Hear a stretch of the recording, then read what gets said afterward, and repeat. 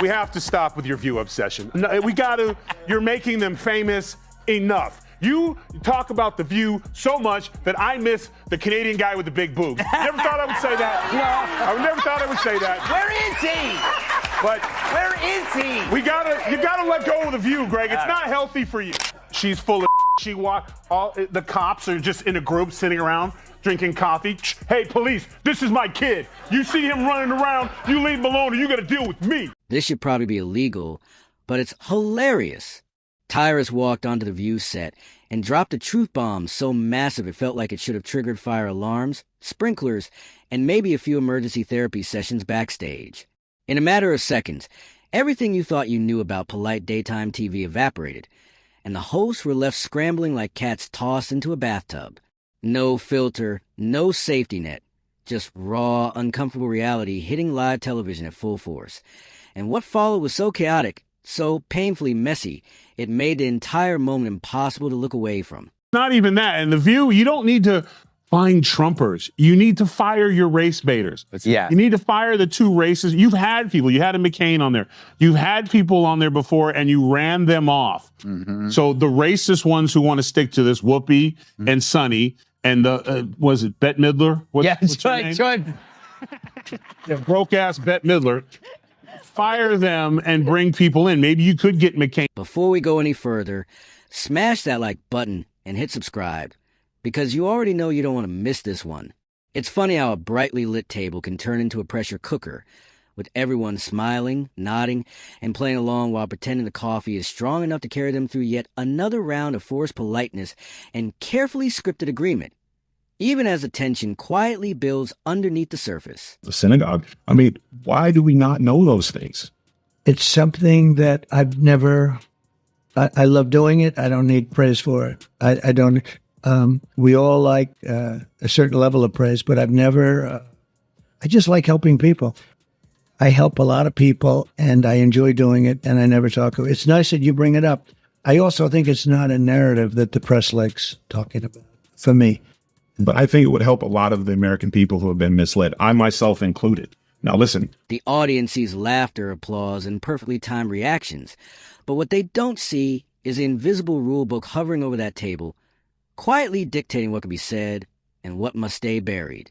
It's the unspoken agreement that certain thoughts never make it past a smile, sealed away like expired leftovers no one wants to open. Because breaking that rule doesn't just ruin a mood. It blows up the whole performance. It's only in America can a black person sit on a TV show getting paid millions and millions of dollars to have the floor and can say, it can interrupt people because she interrupted her. Yeah. And if according to her, life was like in Iran, it was for black people, her interrupting and speaking in public would have led to a stoning. Yeah. Like the ignorance, you live in a country where because harmony is the product and disruption is bad for business, or at least that's how it usually works.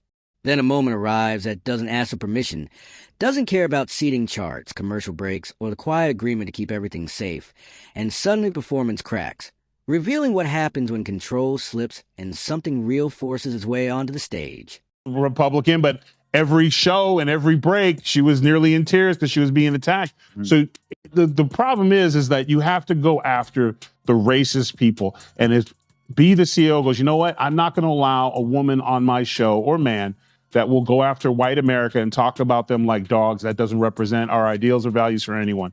And get rid of those people. And this will clear up real quick. So do you have to actually look in the mirror and clean up your own backyard and get the racist people out? Because suddenly the air changes, not with yelling or theatrics, but with the heavy, uncomfortable drop of something real landing right in the middle of conversation, like a bowling ball on a glass coffee table.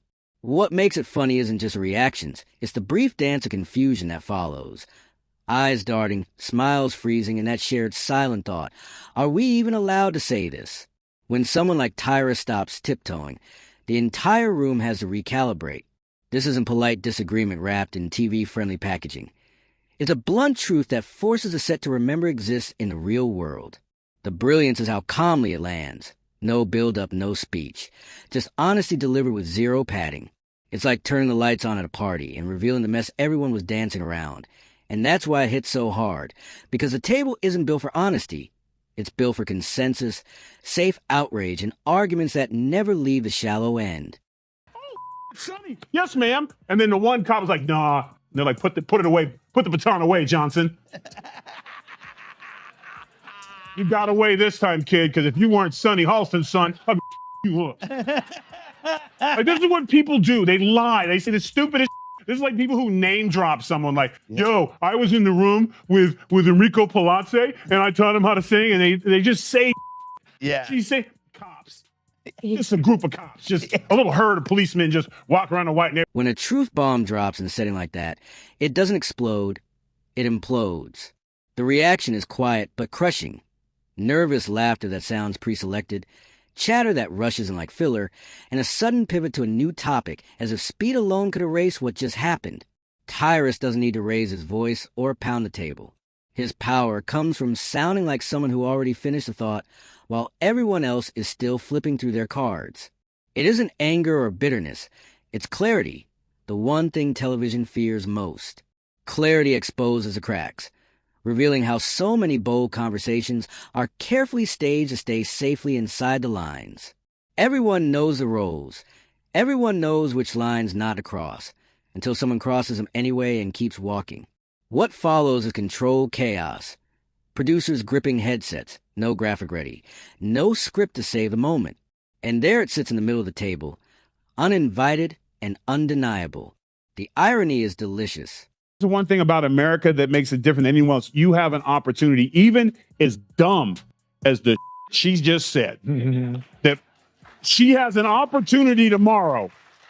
They won't fire her over that. No. You'll have an opportunity tomorrow to come on and fix it. Will she? She won't. But that's the thing about this country. Black, white, gay, straight, short, tall. Everyone's going to get hit with something. But the beauty about this country is there's always an opportunity for you to better yourself. So shame on you.